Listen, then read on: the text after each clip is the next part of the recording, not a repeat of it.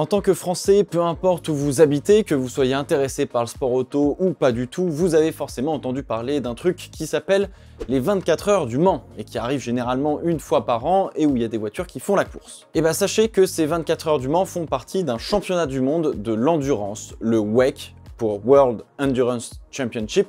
Il se court tous les ans avec des machines légèrement différentes des Formule 1 et dont les épreuves, même si elles sont bien plus longues qu'un Grand Prix de Formule 1 tout court, sont tout aussi intéressantes à suivre et à regarder. Et le WEC reprend ce week-end aux États-Unis avec la manche d'ouverture sur le circuit mythique de Sebring pour une course de 1000 miles.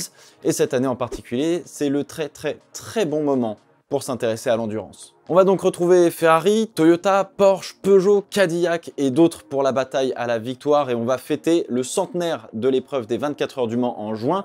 Mais avant de parler de tout ça, je vous propose de découvrir un petit peu plus ce que sont les courses d'endurance en règle générale.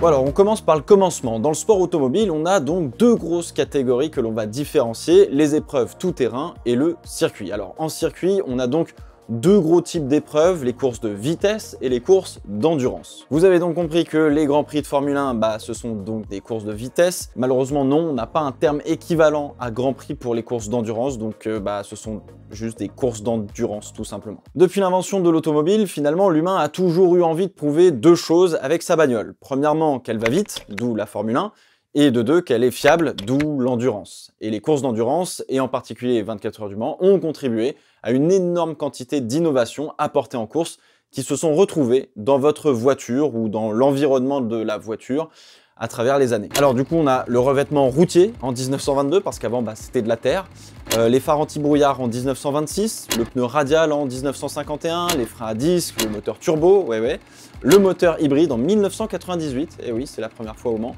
ou encore plus récemment les phares à LED et puis les phares à laser. Ça fait quelques innovations qui peuvent justement vous parler. Alors du coup, c'est gagner le dimanche et vendre le lundi.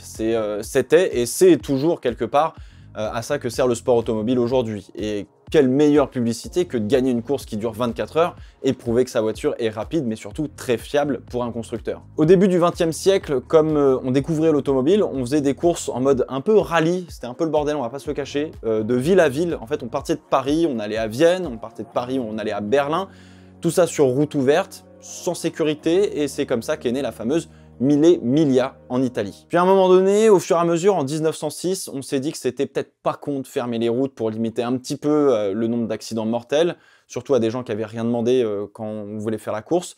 Et on a organisé un Grand Prix automobile au Mans cette année-là. C'est juste après, dans les années 1910 et 1920, qu'on a commencé finalement à créer des vrais circuits, des circuits permanents qui sont dédiés à la course automobile.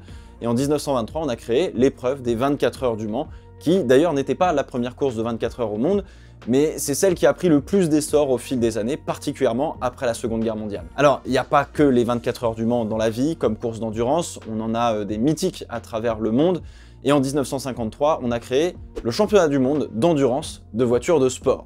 Bah oui, on fait pas les 24 heures avec des Formule 1, même s'il y a des moments où on s'est posé la question, mais j'y viens. Alors ce championnat a pris fin en 1992 et jusqu'à 2012, donc pendant 20 ans, et la création du WEC, ça a été un peu le bordel. On a eu plusieurs championnats avec des catégories dans tous les sens, les règlements ça a été tellement n'importe quoi que ça a donné des voitures extraordinaires comme la Mercedes CLR ou la Toyota GT1, bref, depuis 2012, on a un championnat du monde d'endurance qui est carré.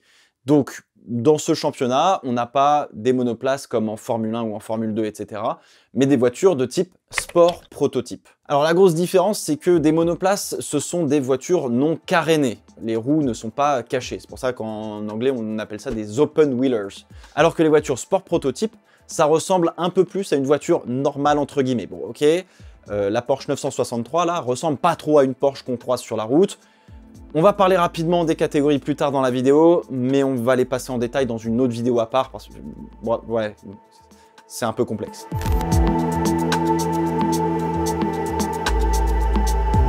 Une course d'endurance se court donc au temps et non au nombre de tours ou de kilomètres parcourus. Un Grand Prix de Formule 1, réglementairement parlant, ça doit faire un peu plus de 300 km. Voilà, on doit parcourir un peu plus de 300 km. Une course d'endurance, bah, on fait la course tant qu'il reste du temps à décompter. C'est pour cela qu'avec le progrès technique sur l'automobile en règle générale, les voitures ont parcouru de plus en plus de kilomètres dans le même temps imparti. En 1923, donc lors des premières 24 heures du Mans, le vainqueur a parcouru 128 tours en 24 heures, tandis que les vainqueurs de 2022 en ont parcouru 380. On est passé de 2100, 2200 km contre presque 5000 km aujourd'hui parcourus, en prenant en compte que oui, le tracé a légèrement évolué au cours des années. Le championnat du monde d'endurance est donc composé de plusieurs courses de durée différentes, 6 heures, 8 heures ou encore 24 heures. Il n'y a que Sebring dans le calendrier qui fait exception entre guillemets, où l'on fait une course sur la distance et non sur la durée. Mais un peu comme en F1, c'est soit on fait tous les tours, soit on fait 8 heures de course, et bien généralement on fait plutôt 8 heures de course et on ne fait pas tous les tours, car on a des safety cars, on a pas mal d'événements en course à Sebring. Alors je rentre pas trop dans le détail de cette épreuve, mais au même moment en fait il y a une course du championnat américain d'endurance, à Sebring, donc l'IMSA. Donc il y a une petite guéguerre avec nos amis les Américains, donc voilà, c'est pour ça qu'on appelle ça les 1000 miles de Sebring, avant c'était les 12 heures de Sebring, enfin c'est un peu compliqué, mais voilà. Alors comme en Formule 1, on a des essais libres, des qualifications et une course. Pour les qualifications, c'est 15 minutes par catégorie. Le meilleur temps de chaque voiture place la voiture sur la grille de départ, tout simplement. Chaque pole position est récompensée d'un point pour la voiture et les pilotes qui en font partie. Pour le début de l'épreuve, bah, c'est assez simple, on fait un tour de formation avant de donner le départ, à la différence près que le départ se fait de manière lancée et non arrêtée comme c'est le cas en Formule 1. Les voitures roulent doucement sur la grille, 2 par 2, et puis au feu vert, on bombarde, la course est lancée. Alors a priori, on n'a pas encore réussi à faire une course de 24 heures ou même de 6 heures avec un seul plein d'essence, tout en étant très rapide. Du coup, non seulement on va changer les pneus pendant les arrêts, mais on va aussi remettre de l'essence. Alors encore une fois, à la différence de ce que l'on connaît en F1, l'arrêt est très loin de prendre seulement 2 secondes. Le ravitaillement en essence se fait au début de l'arrêt, la voiture doit avoir son moteur coupé, être sur ses 4 roues, et à part nettoyer la voiture, bah, l'équipe n'a pas le droit de faire grand chose dessus à ce moment-là. Une fois que le ravitaillement est effectué et le tuyau retiré de la voiture, on a 4 mécaniciens pour changer les 4 pneus. Et on est loin de la vingtaine de mécanos en F1 pour changer 4 pneus en 2 secondes. Là encore une fois. Alors forcément, on retrouve un peu comme en Formule 1 de la stratégie en fonction de l'usure des pneus, de l'essence embarquée et surtout de la gestion du trafic en course, c'est ça qui compte beaucoup. On retrouve aussi les undercuts, les overcuts par exemple. Enfin là, on change pas trop de crèmerie, on reste sur de la course automobile sur circuit avec des passages au stand, donc vous n'allez pas spécialement être paumé, c'est juste que ça dure un petit peu plus longtemps. Alors du coup, en parlant de pneus, il n'y a pas vraiment une guerre de manufacturiers de pneus en WEC. En hypercar et en GT, les voitures sont équipées de pneus Michelin, donc tout le peloton est équipé de pneus Michelin là-dessus, et toute la catégorie LMP2 est équipée de pneus Goodyear. Et à partir de cette année, les équipes n'auront plus droit aux couvertures chauffantes à leur disposition, donc du coup, va falloir chauffer des pneus comme des grands. En parlant de pneus toujours, vous allez me demander, est-ce qu'on a des softs, des médiums, des hard, etc. Alors, oui et non, j'ai envie de vous dire. On a bien, en revanche, 2 spécifications différentes de pneumatiques slick, donc les secs, pour les hypercars et les LMP2, et 3, je crois, pour les GTE par week-end de course. En fait, en WEC, on utilise des composés de pneus plus ou moins tendres en fonction des conditions de piste. Typiquement, en fait, la nuit, on va avoir tendance à chausser des pneus plus tendres, car ils fonctionnent mieux dans une fenêtre de température qui est un petit peu plus basse, genre entre 18 et 25 degrés. Pour l'exemple, c'est comme si en F1, on prenait les softs la nuit et le hard en pleine journée. Voilà, grosso modo. Alors concrètement, vous n'allez pas voir qui est sur quoi comme type de pneu. On n'a pas un marquage spécifique sur le flanc des pneumatiques. Et je crois pas qu'on nous donne l'info quand on regarde la course sur toutes les datas qu'on peut avoir. Donc faut pas trop s'en soucier, je pense. Là aussi où ça diffère un petit peu de la F1, les drapeaux bleus. Oui, les drapeaux bleus sont agités aux pilotes retardataires, donc ça, rien de nouveau, pour prévenir qu'une voiture plus rapide va le doubler, justement. Alors les pilotes de GT et de LMP2 n'ont pas à s'écarter de la trajectoire de course. Lorsqu'on leur prend un tour, c'est à la voiture qui dépasse de se déporter pour effectuer sa manœuvre. Et dans la précipitation, parfois, les 2 pilotes évaluent mal les intentions de l'un ou de l'autre et cela peut se finir sur un gros carton. Ça arrive, c'est la course. D'ailleurs, on a bien des safety cars, des drapeaux rouges, etc., comme en F1, mais on a aussi le fameux full course yellow et les slow zones. Mais toutes ces procédures, on les verra aussi dans une autre vidéo. Là, c'est pas forcément vous prendre la tête avec ça. Alors, une fois que le temps est écoulé, ça y est, on arrive au bout de nos 24 heures par exemple. Le leader général de la course doit passer la ligne d'arrivée pour terminer la course, un peu comme dans une séance de qualif en Formule 1.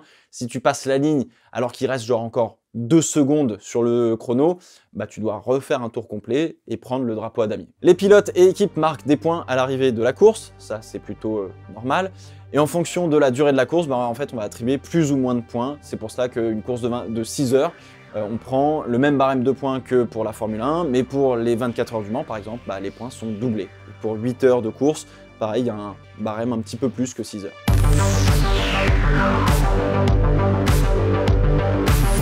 J'ai dit donc tout à l'heure leader général de la course, oui, parce qu'on roule avec plusieurs catégories de voitures différentes en même temps. Je schématise un petit peu, même si c'est pas ça du tout. C'est comme si on faisait rouler F1, F2, F3 en même temps sur le même circuit. C'est un peu ça l'esprit, tu vois. Pourquoi faire? Vous avez donc des voitures avec des règlements techniques différents et qui ont des performances différentes. Si je voulais être totalement exact, je dirais qu'on a 2 types de voitures pour 3 catégories. Mais je vais aller au plus simple aujourd'hui. Retenez très grosso modo que vous avez donc la catégorie reine de l'endurance qui est donc l'hypercar. Ensuite, on a le LMP2 pour Le Mans Prototype 2 qui est un petit peu comme une hypercar mais moins performante. On en reparlera. Et enfin, on a le LMGTE pour Le Mans Grand Tourisme Endurance. Alors l'hypercar, c'est un peu une Formule 1 carrossée, moins performante pour le coup.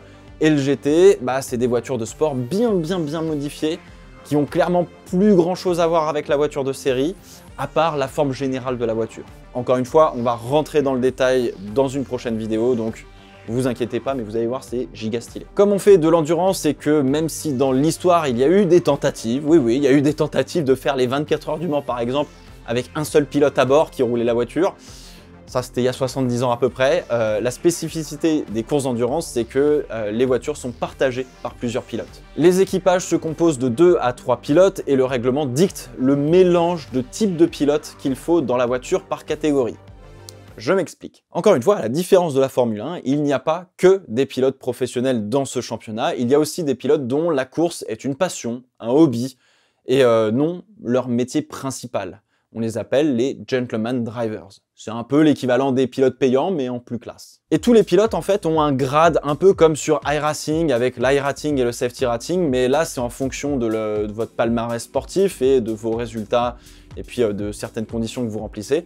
Ils sont catégorisés, en fait, les pilotes, par un comité spécifique de la FIA, et on peut les distinguer en 4, du plus novice, entre guillemets, au pilote professionnel. Vous avez donc bronze, silver, gold et platinum. Alors platinum, c'est le pilote pro, genre ancien pilote de F1 ou le gars qui a roulé à très haut niveau, et le bronze, c'est plutôt le pilote amateur, le gentleman driver qui vient sur les week-ends par hobby pour rouler en compétition, se faire plaisir, etc.